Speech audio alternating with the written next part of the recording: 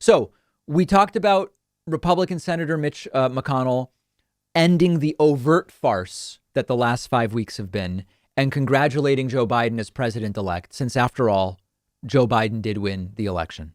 Now we immediately have the blowback to this story, which is that almost instantly, Donald Trump himself and Trumpists, including QAnon conspiracy theorists and others, immediately turned on Mitch McConnell, fomenting the Republican Civil War we discussed earlier in the week.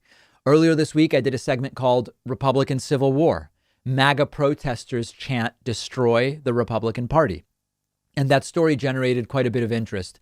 And in that segment, I said, whether there is reconciliation within the Republican Party as Joe Biden becomes president will depend on Trump and what Trump does. Now, we have two sort of primary scenarios. If Trump just shuts up and disappears to play golf or do whatever, the Republican Party will come back together. The wackiest elements like QAnon will evaporate and you'll get back to the pre-Trump Republican Party. On the other hand, if Donald Trump and his most ardent cultists keep going, you may have a protracted Republican Civil War. And if it goes on for a few more weeks, it might actually hurt Republicans in the Georgia Senate runoffs, which would be great.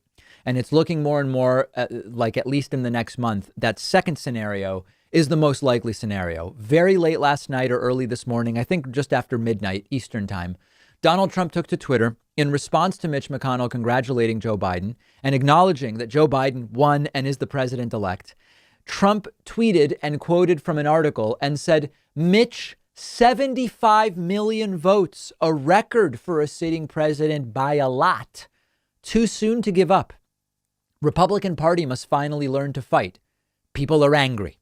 And indeed, right on cue, the QAnon conspiracy theorists, QAnon being this pro-Trump conspiracy ideology listed as a domestic terror threat by the FBI, QAnon conspiracy theorists immediately started accusing Mitch McConnell of working for the deep state, of being a rhino, a Republican in name only, which is pretty funny, which since he's the Senate Majority Leader. Many QAnon cultist accounts on social media said they would be leaving the Republican Party because Mitch McConnell acknowledged an empirical reality that Joe Biden won the election. And the messages from the QAnon people ranged from "you're a disgrace, Mitch McConnell," to "today marks the birth of the America First Party," to "congratulations, bitch McConnell, today marked the death knell of the Republican Party because of your treasonous actions telling party members not to back Trump." So a few thoughts on this, all relevant to the next 2 to 4 years of American politics. First, Trump mad at Mitch McConnell, QAnon mad at Mitch McConnell, Trump mad at the Georgia governor, Brian Kemp. This is a dream for Democrats trying to win these 2 Senate seats and take control of the Senate for the next 2 years. We've said the polling is close in Georgia, and it's really a toss-up. I mean, we've got margins of 1-2 in the polls that we're seeing for both Democratic challengers, John Ossoff and Raphael Warnock. You really can't dream up a better scenario in a red state where Democrats are trying to win than some Republicans thinking it's rigged against them and maybe staying home, boycotting the election, while others are threatening to leave the party. You could not ask for a better scenario as Democratic challengers trying to take over seats currently held by Republican incumbents. So this little kerfuffle has the potential to hand Senate control to Democrats. This also, thinking more broadly, this also signals the future about something we've talked about before.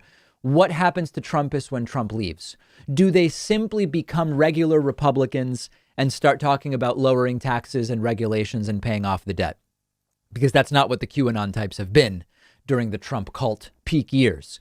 It seems to me that for many of these QAnon and Trump cultists, it's not going to be rewarding or interesting. It's going to be too milquetoast to just be normal Republicans. And we might see some of them leave politics altogether. Some maybe get involved in something more radical. And that's exactly the signal that they're sending right now. Now, just a funny side note on the Mitch McConnell congratulations thing.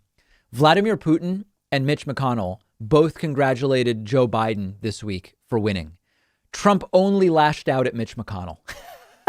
I mean, it's poetically perfect. And it continues to be, but we're getting closer to the end. And I want to remind you, January 1/21. So this is our 1/1/21 membership drive. We want to start the next year off really powerfully. So on January 1st, we are doing a 1-day membership special. It will be themed based on the date. So the special will be related to 1/1/21. Okay, that's all I'm saying. If you want to be, if you've been thinking, I kind of like what you do, David, but I don't really like your voice, or I don't really like the shape of your mouth, as someone wrote to me last week, but you like the content and you've been thinking about supporting, get on our newsletter at davidpakman.com. And then on January 1, you will be notified perfectly with instructions as to how to take advantage of this great membership special. Quick break, back after this. Privacy.com is one of our sponsors, and they're giving you $5 just for using their free service at privacy.com/Pakman. Privacy is a service I've been using for a while now. I love it. It saves me a bunch of headaches. It's completely free, and it's very quick to set up. And here's how it works. When you pay for something online or over the phone, instead of exposing your real credit card number, Privacy lets you generate virtual card numbers. The payments are withdrawn from your checking account, but your real card number stays completely private, and you do it all with one click. You can autofill the card number in your web browser, on the phone. You can create 12 virtual cards a month. You can set spending limits, freeze them, delete them whenever you want. I especially love it for free trials where you need to give a credit card number, because I can destroy the virtual card number as soon as I give it to the company, and I know I won't be charged in the future. If you're ordering food over the phone, why do I need to give a restaurant my real card number if I don't have to? Companies don't have to know who you are. Your real credit card number is protected from the data breaches that happen, unfortunately, more often than we would like, and it's completely free. They do have a paid version with different tiers where you can create more virtual credit card numbers per month, cashback rewards, extra security features. But go ahead and sign up for the free service. It's a no-brainer. Companies can't charge you unexpectedly. You're protected from identity theft. It costs you nothing. And Privacy is giving you $5 to spend just for signing up when you go to privacy.com/Pakman.